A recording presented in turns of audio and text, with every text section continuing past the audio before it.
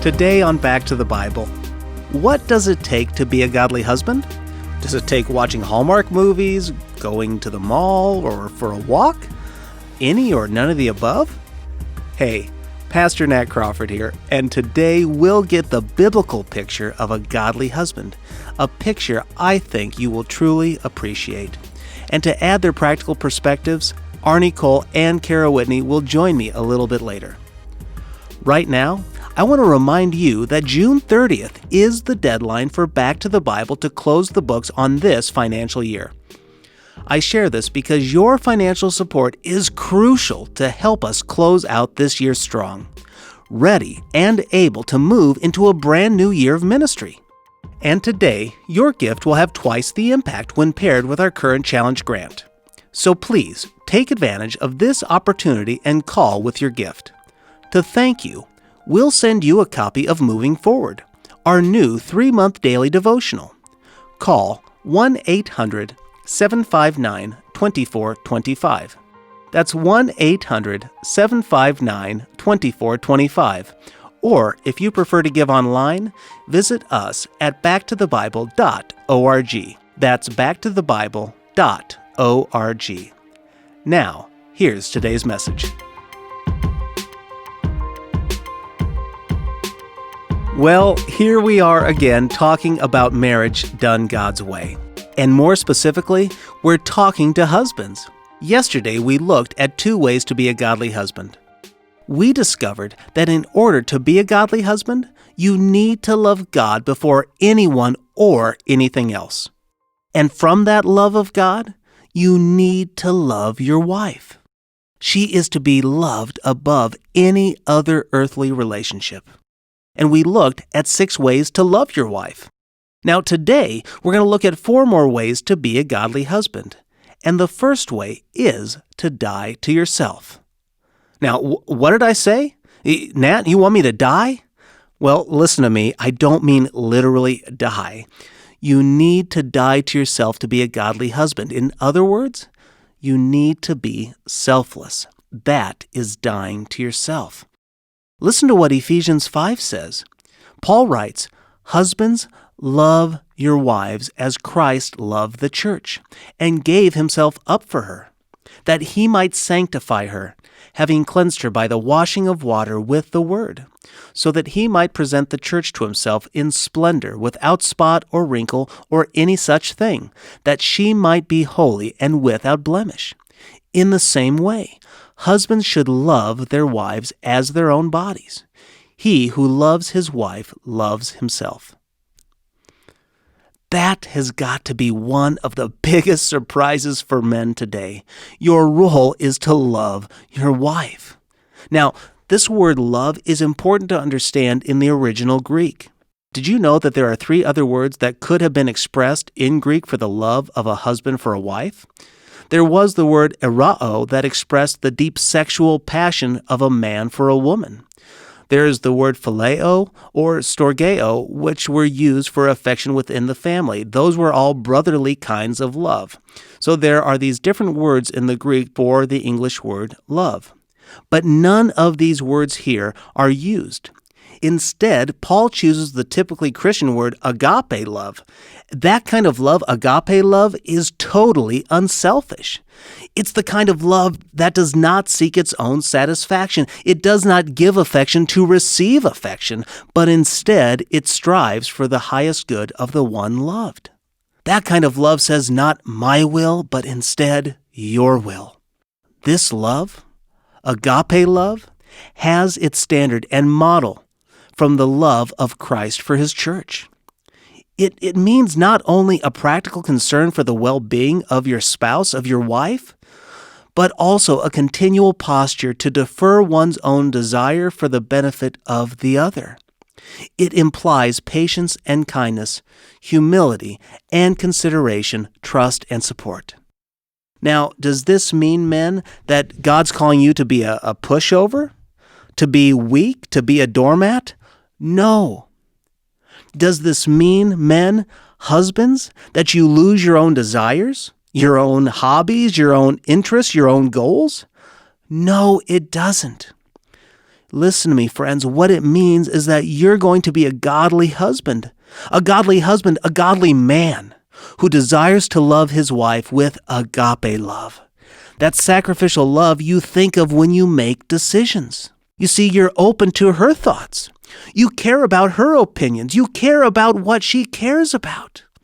It means you don't always get your way. Friends, it means being willing to compromise. But above all, it means loving her, loving your bride like Christ loved the church.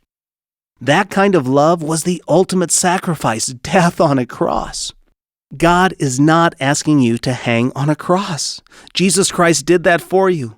So if your wife asks you to sit down and watch a romance flick one night, that isn't so bad. The good thing is my wife doesn't ask me to sit down and watch those, but your wife might ask. That's okay. So if you're going to be a godly husband, you love God. You love God, and from that you love your wife, and then because you love your wife, you will die to yourself. So to be a godly husband, again, you love God, you love your wife, and you die to yourself. Now, here's the next principle for honoring God in your marriage. You need to provide for your wife. Now, I recognize that some people are now out of work due to COVID-19. I'm not giving you any guilt about that. There are others who simply can't because of a special need or possibly an illness. I get that. That's not what we're talking about. But as a general principle, husbands are called to be providers. Now, does that necessitate you have the bigger paycheck if you and your wife both work? No, it doesn't. What it means is that you are actively participating in providing for your family.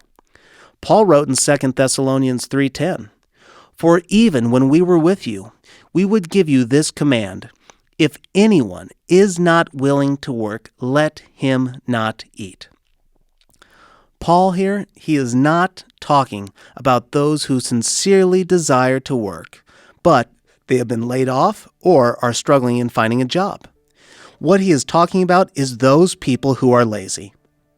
That's why Paul continues by saying, "For we hear that some among you walk in idleness, not busy at work, but busybodies. Now such persons we command and encourage in the Lord Jesus to do their work quietly and to earn their own living." So Paul is addressing people who are lazy, and the reality is there are going to be men who are lazy. They don't want to have a job.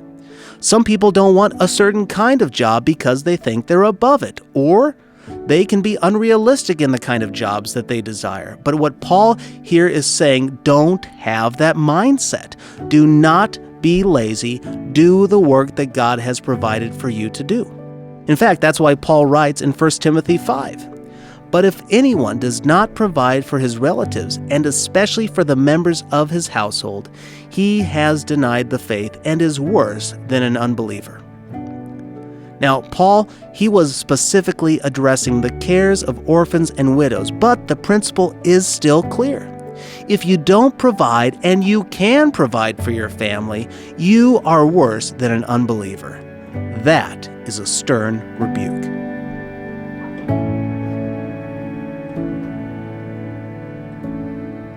In the wake of COVID-19, more people than ever are counting on Back to the Bible for biblical truth and insight for their lives.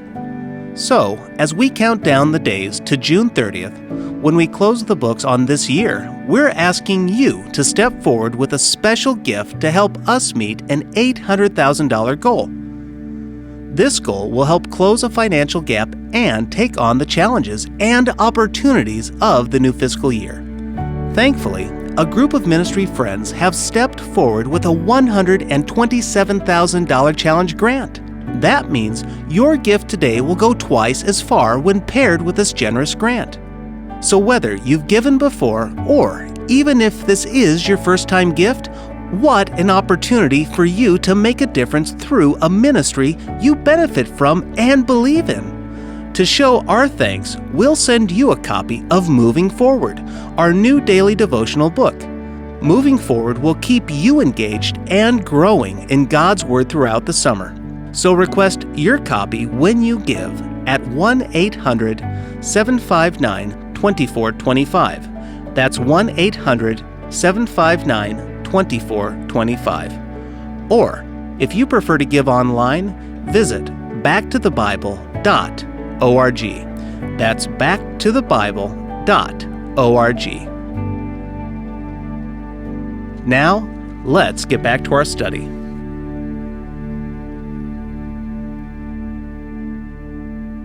It is clear husbands need to be providers. Again, I can hear you thinking it, and I get it. You have a job you don't particularly care for. I've had many jobs that I didn't like. I knew they weren't a good use of my skills, but I took them for a time to provide for the needs of my wife, my kids, and even my extended family. Why? Because I was called to do it. And also, friends, I remembered that we work for God and not for man. That's what Ephesians 5 says. We may not enjoy our boss, our work, or the result, but if God has called us to do it, let us do it for the glory of God and for the needs of our families. But this call to provide does not give us permission to be workaholics. It does not allow us to become slaves to our jobs or find value in our paycheck, our title, or even our work. But again, the principle is to be a godly husband, we need to provide for our wives and our families.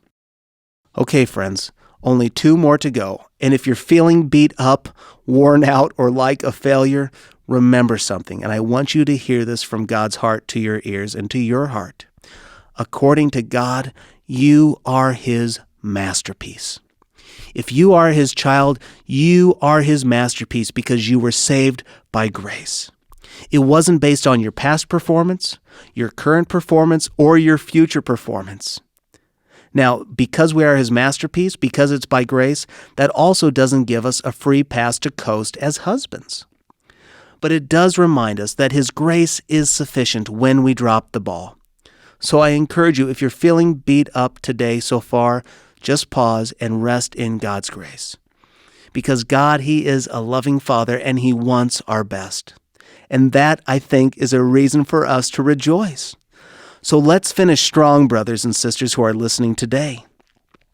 Men, to be a godly husband, you need to love God, you need to love your wife, you need to die to yourself, to provide for your family, and you need to know your wife.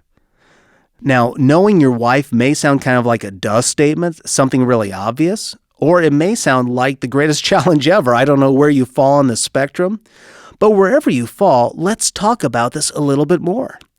Do you remember what love letters are, or maybe love notes? Look, I'm old enough to remember passing notes in school. I remember writing and receiving love notes from my now wife. I would be in class and I'd write her a note and find a way to give it to her and her to me. I loved to receive these notes. Now, I'm going to tell you, it wasn't always ooey and gooey love stuff. It could be just ramblings of the day. Where she was in class, who was around her, what she was thinking, what she was feeling, what she thought of the teacher, what she had hoped to do. And of course, I'll never forget this, her notes always had her smell. Whenever I'd receive that note, I'd open it up and I'd get a big woof. Oh, it was so great. I'd love that note. I would eat it up. I would read it over and over and over again.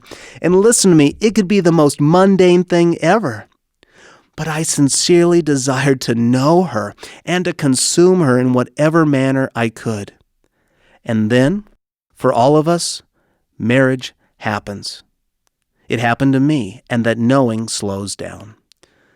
Men, let's be honest, we kind of get that, well, I accomplished the task. I got the wife, I got the sex, now it's on to college football on TV. Many of us stop here, but listen to me. Friends, you never coast to a great marriage. Men, I'm talking to you. Please, husbands, listen up. You never coast to a great marriage. You coast to dysfunction. You coast towards distance. Just like lying on a tube in the ocean, if you stop swimming, you are going to be a long way from Kansas. You will just drift farther and farther away from where you need to be. It takes effort. You cannot coast to a great connected marriage. So men, Daily, you need to know your wife. Listen to what Ephesians 5 says. Paul writes this, "For no one ever hated his own flesh, but nourishes and cherishes it just as Christ does the church, because we are members of his body. Therefore a man shall leave his father and mother and hold fast to his wife, and the two shall become one flesh." This mystery is profound, and I am saying that it refers to Christ and the church. However, let each one of you love his wife as himself, and let the wife see that she respects her husband. Husbands, you are called to die to yourself, to be open to your spouse. You are called to nourish and to cherish her. And when you cherish someone, you know that person. And to know someone drives you to cherish them more and more. Christian psychologist and therapist Dr. Jennifer Degler, she suggests to know a wife, to know your wife, each day you need to spend time with her. Your wife wants you to know her. She's got data that she needs to download, and you are the chosen recipient. You are the chosen device. Each day she suggests that you find undistracted time to ask the question, "How are you?" and then ask, "What happened today?" And then, men, you just need to be prepared to sit, to listen, to engage, and receive that download. Will it be painful? You know what? It might at first, because she's going to talk about girlfriends, family, kids, hairdressers, clothing, church, and more things that honestly we don't care about. But here's the thing. Because we really do love our wives, and because we want to know them, we will give them our attention each day, no matter what the download involves. So to be a godly husband, you're going to need to know your wife. And this leads us to the last way, the last principle to be a godly husband. You need to take responsibility. Another way of saying it is you need to lead. Yes, I went there. I have to. If you are a godly husband, you need to lead and take responsibility for your home. Let's look back at Ephesians 5. Ephesians 5 says that for the husband is the head of the wife, even as Christ is the head of the church, his body, and is himself its Savior. Now, as the church submits to Christ, so also wives should submit in everything to their husbands. Okay, now I'm going to talk more about Ephesians 5, about this very passage in an upcoming message, but let me just make a few brief comments because I think this is important. First, when we talk about headship and we talk about leadership in the home, it has nothing to do with being a tyrant, being a jerk, being domineering, or even being an abuser. Unfortunately, people have used this passage to endorse this posture, to be an abuser, to be a jerk. Well, unfortunately, people have believed this, and when they were taught this, they were misinformed. People who teach this, they are wrong. In fact, I would even say they are liars. Let me just say to any wives out there who have been abused because of this passage, any who have been treated as a doormat because someone misinterpreted this passage, I am sorry. The person who did that and the person who taught them that, they were wrong. So this passage has nothing to do with abuse. Second, headship is all about dying to oneself for the sake of his wife and family. That's what headship is really all about. Why? Because he takes responsibility. He takes responsibility for the welfare of his family in all areas of life, spiritually, financially, emotionally, physically, and so on. Third, headship and leadership means that the husband has the responsibility. He has the responsibility of taking the initiative to move things forward for his family. You see, that right there, that is godly, biblical leadership. That is biblical headship. You die to yourself daily. You think of what your family ultimately needs. Friends, they need spiritual guidance and leadership. They need physical provision as well. It means caring for your family in all areas of life. Just like Christ gave himself up for the church, so too a real leader will give himself up for his wife and his family. and of course, answering to God for his family's success and failures. Men, what wife wouldn't want to trust and lean into a husband who loves God and loves his wife this much? Friends, I've been married for 17 years. Marriage isn't easy. It's hard. It's really hard. I am in a constant battle with myself. I'm in a constant battle between my flesh and the Spirit of God. But I know without a doubt that God, He is for me and He is for my marriage. He is for you. He is for you as a husband, and He is for your marriage. Marriage done God's way spells success. It spells love. It spells respect. And it all begins with you following God's design for marriage. I encourage you, start today. All right, let's check in once more with Arnie and Cara. Arnie, you're big on saying that when you're not moving forward in your relationship with God, you're actually moving backwards. Would you say the same holds true in marriage relationships? Oh, yeah. I think that's actually the easiest thing to see in your own relationship if you're not moving forward, because it becomes stagnant, boring, routine, non-exciting. Whereas maybe in your spiritual life, it's more comfortable to be stagnant.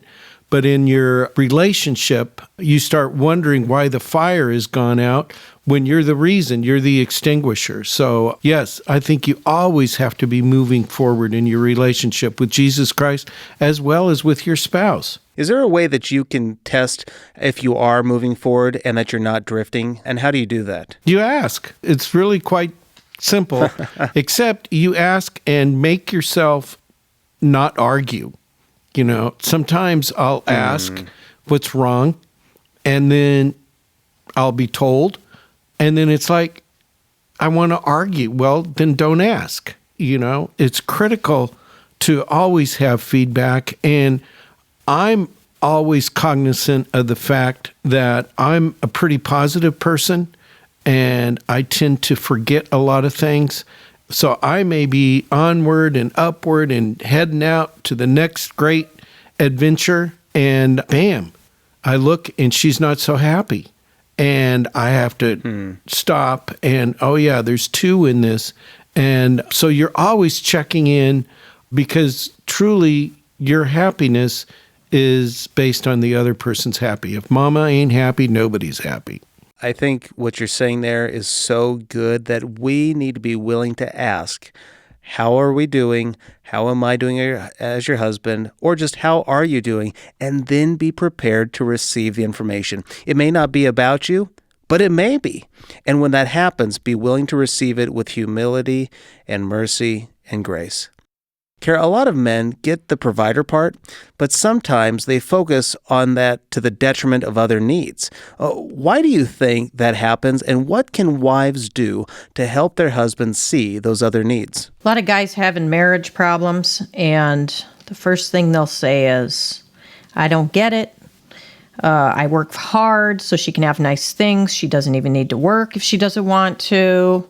Or you'll see guys and their friends will be having marriage problems. And then they'll be like, I don't get her, man. He works hard. She's got all these nice things. But I'll tell you, buying me things does not do squat for me. My husband knows that. He's bought me things early in the relationship. They're sitting in a drawer. Loneliness is the biggest relationship killer. You need to continue to court your lady. You need to put the cell phone down and focus on her.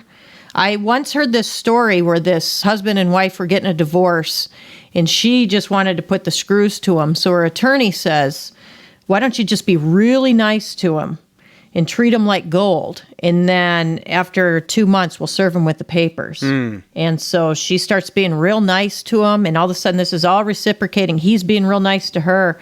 And in that 2-month time period, the lawyer says, here's your papers. And she said, why would I want to do that? We're having a great time together. I think you just forget to court one another. And it's not about stuff. We're so submersed in stuff in this country that we work and work and work and collect it, and we get lost in it. Yeah. Well, and I think what you've identified there is being attuned to our spouse's needs and what Dr. Gary Chapman talks about are our love languages. And so you recognized early on that, hey, gifts, that's not a thing for you, but rather that, that one-on-one time being focused on you intimately and still courting you. That is a key reality that a lot of husbands aren't aware of. So we would encourage you, take time to pay attention to what your spouse actually needs and to begin to meet those love needs. Arnie, what have you learned that your wife values most from you? And did that come as a surprise? And I had to go up and talk to her about that too. I mean, this whole series has gotten me out of my chair. Probably one of the things is our friendship. We're truly best friends. Growing up, you just never thought that your wife could be your best friend. And then when you are best friends, and now with this COVID thing, I mean, you're really got to be best friends.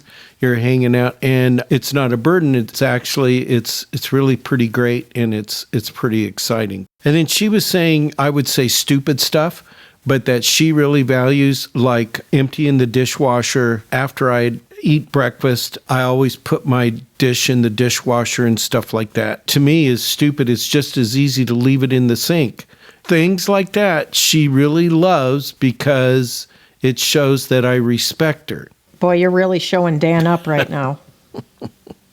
All that stuff. Well, some of that may or may not be love languages, but it's just simply being aware of our spouse's feelings and preferences. I mean, one of the things we often argue about at the house, and I say that somewhat jokingly, is why on earth would we put the toilet seat down when we've got 4 boys and only 1 girl in the house?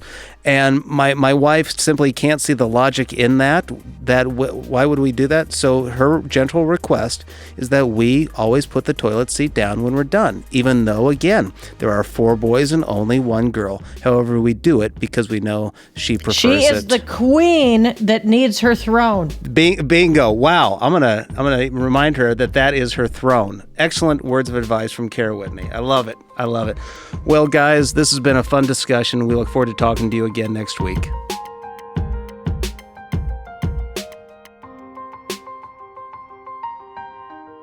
Thanks for listening to Back to the Bible. I'll be back tomorrow with my guest, Dr. Emerson Eggerich. He's one of the leading voices on male-female relationships and author of the national bestseller Love and Respect. Now, before we go, don't forget to call and request your copy of Moving Forward, our new 3-month daily devotional. We would love to send it to you as a thank you for your best gift today. And thanks to our generous challenge grant, your gift will double in impact. So call now to give and request your copy of Moving Forward. Here's the number: 1-800-759-2425. That's 1-800-759-2425. Or visit us at backtothebible.org. Friends, have a blessed day. I'm Nat Crawford for Back to the Bible, encouraging you to stand firm, stand faithful, and stand on God's Word.